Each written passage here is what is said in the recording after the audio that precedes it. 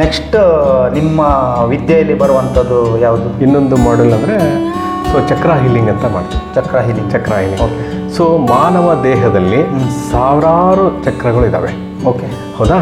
ಆ ಸಾವಿರಾರು ಚಕ್ರಗಳಂದ್ರೆ ಯಾವ ಥರ? ಸೊ ಹೆಂಗಂದರೆ ಒಂದು ಎನರ್ಜಿ ಫ್ಲೋ ಆಗುತ್ತೆ. ಈಗ ಸಪೋಸ್ ಈಗ ನಿಮ್ಮ ಒಂದು ಮನೆಯಲ್ಲಿ ಒಂದು ಕರೆಂಟ್ ಕೊಡಬೇಕು. ಕರೆಂಟನ್ನ ಕರೆಕ್ಟಾಗಿ ಪ್ರಾಪರ್ ಚಾನಲೈಸ್ ಮಾಡಿದರೆ ಮಾತ್ರ ನಿಮ್ಮ ಮನೆ ಎಲ್ಲ ರೀತಿಯಿಂದ ಬೆಳಗುತ್ತೆ.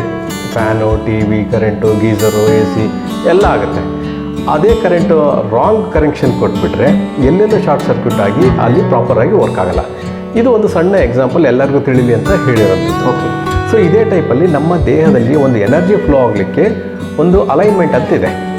ಸೊ ಈ ಚಕ್ರಗಳಲ್ಲಿ ನಾರ್ಮಲಾಗಿ ಎಲ್ಲರೂ ಕಂಡುಹಿಡಿದು ಕೊನೆಗೆ 7 ಚಕ್ರಗಳಿದೆ ಅಂತ ಹೇಳಿದ್ರು.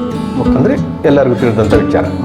ಅದರಲ್ಲಿ ಈ 7 ಚಕ್ರಗಳ ಬಗ್ಗೆ ನಮಗೆ ನೀವು ವಿಸ್ತಾರವಾಗಿ ತಿಳಿಸಿ, ಅದನ್ನು ನಮ್ಮ ವೀಕ್ಷಕರು ಅದನ್ನು ತಿಳ್ಕೊಳ್ಳಿ, ಅದ್ರ ಬಗ್ಗೆನೂ ತಿಳ್ಕೊಳ್ಳಿ. ಯಾರ್ಯಾರಿಗೆ ಅದ್ರ ಸಮಸ್ಯೆಗಳಿದ್ದವರು ಇದರಲ್ಲಿ ಸಮಸ್ಯೆಗಳನ್ನ ಹೌದು.